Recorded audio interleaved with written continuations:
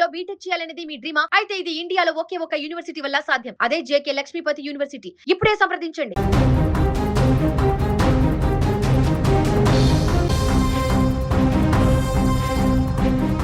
తమిళనాడు రాజకీయాలలో ట్విస్ట్ల మీద ట్విస్టులు నమోదవుతున్నాయి. ఫలితాల నుంచి కొత్త ప్రభుత్వం ఏర్పాటయ్యే వరకు ఓ ఎత్తు అనుకుంటే ఆ తర్వాత సైతం ముఖ్యమంత్రిగా విజయ్ ప్రమాణం చేసిన తర్వాత కూడా జరుగుతున్నటువంటి అనూహ్యమైనటువంటి పరిణామాలు ఇప్పుడు తమిళ రాజకీయాలని రసవత్తరంగా మార్చేస్తున్నాయి. ఈ క్రమంలో తాజాగా ఈరోజు మరొక సంచలనం చోటు చేసుకుంది.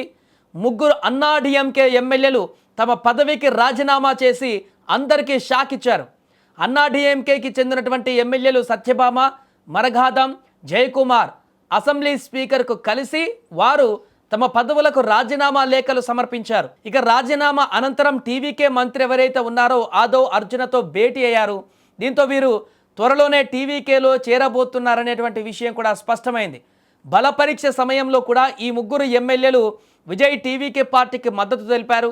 అయితే ఈ రాజీనామాలను స్పీకర్ జేసీడీ ప్రభాకరన్ ఆమోదిస్తారా లేక వాటిని పరిశీలనలో ఉంచుతారా అనేది ఆ విషయాన్ని త్వరలో ప్రకటించనున్నారు. కానీ ఈ ముగ్గురు ఎమ్మెల్యేల రాజీనామాలు ఆమోదం పొందితే సీఎం విజయ్ ఖాళీ చేసినటువంటి తిరుచి ఈస్ట్ నియోజకవర్గంతో పాటు ఈ 3 స్థానాలకు ఉప ఎన్నికలు నిర్వహించనున్నారు.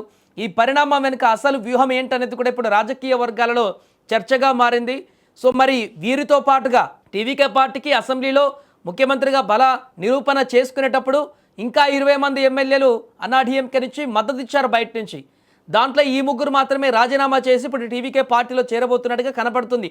మరి మిగతా వారు కూడా పార్టీకి రాజీనామా చేసి ఎమ్మెల్యే రాజీనామా చేసి వారు కూడా టీవీకేలోకి చేరి ఒకేసారి భారీ ఎత్తున ఉప ఎన్నికలకు సిద్ధమవుతారా? వారు కూడా రాజీనామా చేసేందుకు సిద్ధమయ్యారా?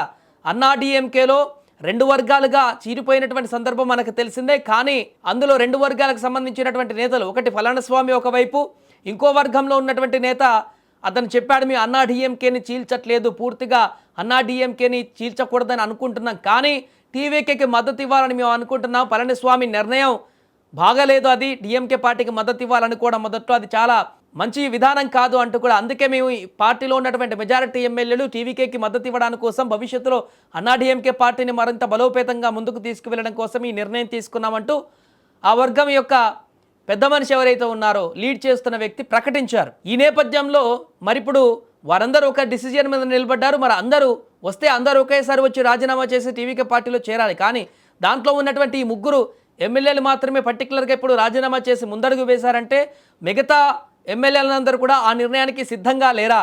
వారి పదవులను వదులుకోవడానికి సిద్ధంగా లేరా? రాజీనామా చేస్తే మరలా గెలిచేటువంటి అవకాశం లేదనేటువంటి సందిగ్ధతతో ఉన్నారా? లేక అన్నా డిఎంకే పార్టీలోనే కొనసాగేందుకు వారు మొగ్గు చూపుతున్నారా?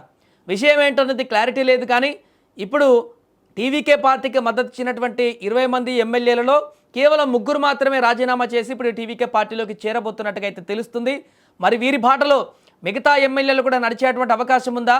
వారు కూడా రాజీనామా చేసి టీవీకే పార్టీలో చేరుతూ ఒక భారీ ఉప ఎన్నికలు తమిళనాడులో మరొకసారి రాజకీయ కురుక్షేత్రంగా మారేటువంటి అవకాశం ఉంది. ఆ ఎన్నికలలో ఇలాంటి పరిణామాల నేపథ్యంలో తమిళనాడు రాజకీయాలలో ఏ క్షణాన ఏం జరుగుతుందో తెలియనటువంటి ఒక ఉత్కంఠ అయితే నెలకొంది. ప్రస్తుతం వీరి ముగ్గురి రాజీనామా తమిళ రాష్ట్ర రాజకీయాలలో సంచలనంగా మారింది.